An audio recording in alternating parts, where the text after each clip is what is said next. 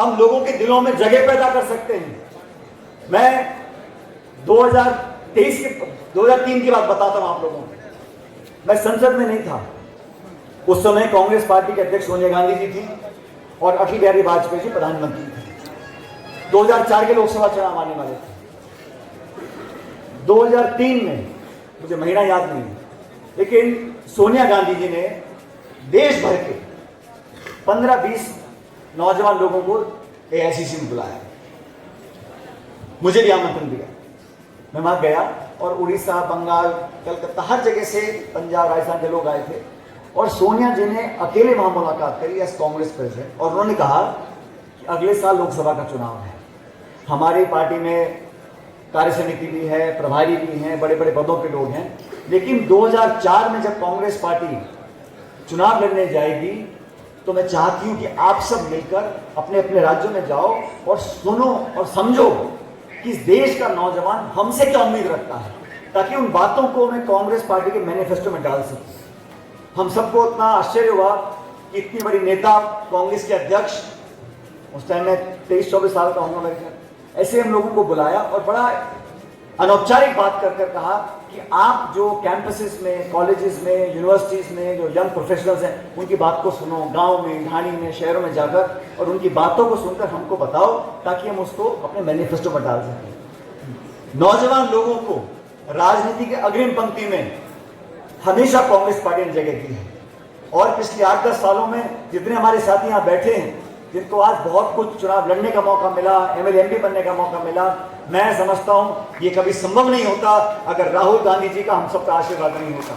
अगर राहुल गांधी हमको नहीं बोलते कि युवाओं को मौका दें, हम सबको जब नौजवान उम्र में सांसद, मंत्री, अध्यक्ष बनने का मौका मिला और अपने कार्यकाल में हम और नौजवानों को मौका नहीं दें तो वो गलत बात है।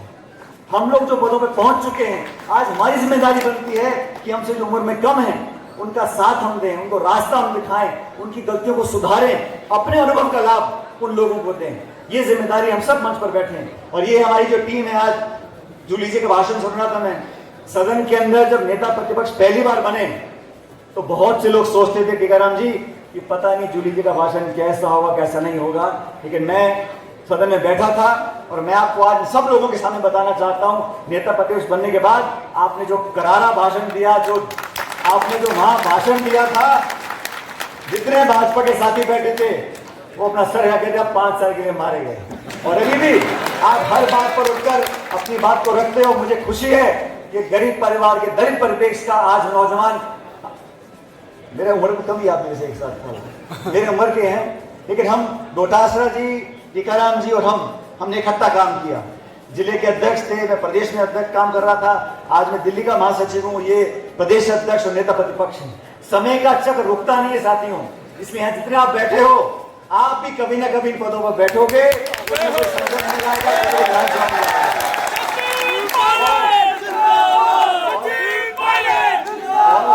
कोई कितना भी चाहे, कोई कितना भी चाहे, मेरा अनुभव कहता है हवा, पानी और नौजवान अपना रास्ता ढूंढ लेते और आपको सिर्फ, लेकिन हाँ, आपकी नीयत में, आपकी काबिलियत में, आपकी मेहनत में अगर कहीं खोट आएगी तो वो छिपती भी नहीं।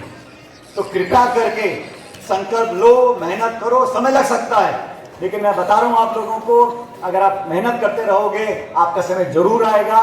पद पोस्ट मिलते रहेंगे, लेकिन पद जब मिल जाएं तो कृपया करके उन लोगों का साथ नहीं छोड़ना जो आपके हम सफर रहे, जिन्होंने आपको उन पदों पर पहुंचाया है। उन लोगों को साथ रखना पड़ेगा, तो आपके कार्यकर्ता रहे, साथी रहे। कभी कभी पदों में बैठ जाते हैं, समय कम मिलता है, सोच बदल जाती है और बड़े लोग मिल जाते हैं, तो जो पीछे छूट जाते हैं उनकी फिर बद्दुआ लगती है। इसलिए सब लोगों को साथ लेकर चलना चाहिए। दोस्तों,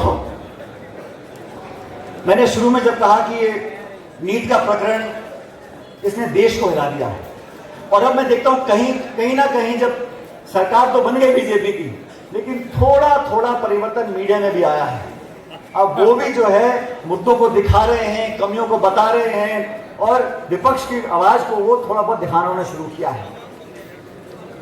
पेपर जब लीक होता है तपस्या त्याग करने के बाद, एक बच्चा बच्ची नहीं करते हैं, पूरा परिवार करता है, उन परीक्षा की तैयारी करना, लाखों लाख बच्चे बैठते हैं चंद नौकरियों के लिए, कितनी प्रतिस्पर्धा होती है और लोग क्या क्या यातनाएं झेलकर अपने बच्चे बच्चियों को पढ़ाने के लिए भेजते हैं।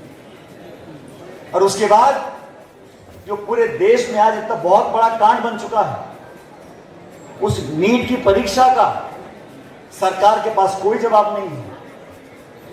अंधी बहरी होकर सरकार बोल रही नहीं, कोई घपला नहीं हुआ, कुछ जगह गड़बड़ी हुई है। हम सब आज एनएसयूआई के कार्यक्रम में आए हैं, हमको ये जवाब लेने होंगे, ये पेपर लीक होते कैसे हैं, करवाने वाले कौन हैं, और कागजी कार्रवाई से, भाषण देने से, घड़ियालों आंसू बहाने से नहीं होगा। आप उन लोगों को पकड़ो जो इसके पीछे बैठे हुए हैं, हमें मजबूर करना पड़ेगा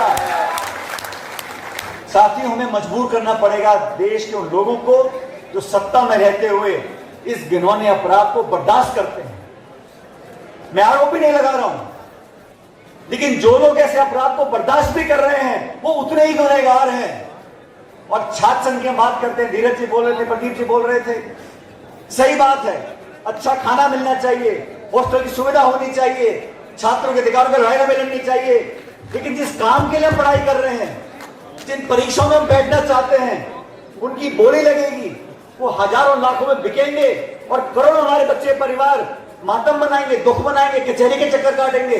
ऐसा नहीं हो सकता। हम लोगों को संकल्प लेना चाहिए, सैद्धांतिक संकल्प लेना चाहिए कि इस प्रकार की कार्रवाई के लिए हम हर सीमा पार करने को तैयार हैं। और विनोद जी, आप, वरुण जी ने पूरे देश में आज मुहिम चला रखी है, युवक कांग्रेस ने, एनएसयूआई ने, केंद्र की सरकार ने जो जानबूझ के उनकी नाक के नीचे जो पेपर लीक हो रहे हैं, नीट की परीक्षा में जो हुआ, उसकी जवाबदेही तय करनी पड़ेगी, लोगों को सजा देनी पड़ेगी, उदाहरण स्थापित करना पड़ेगा।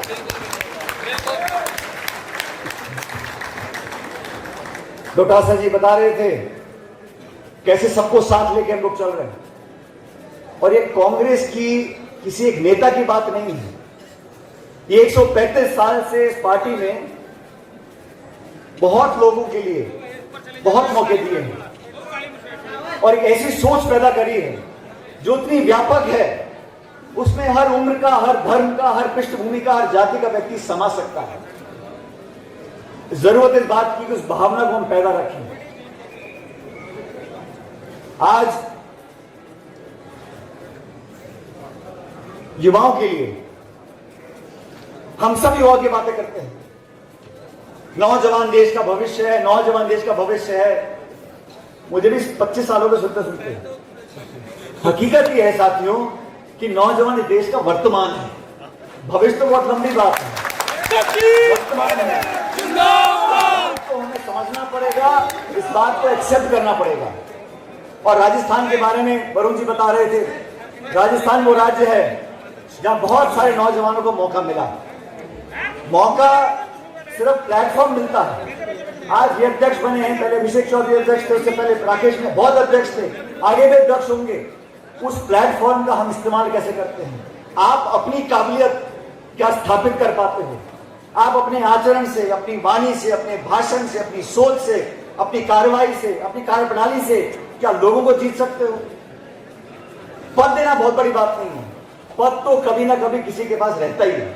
उस पद पर रहते हुए हम क्या अपनी लाइन लंबी कर सकते हैं?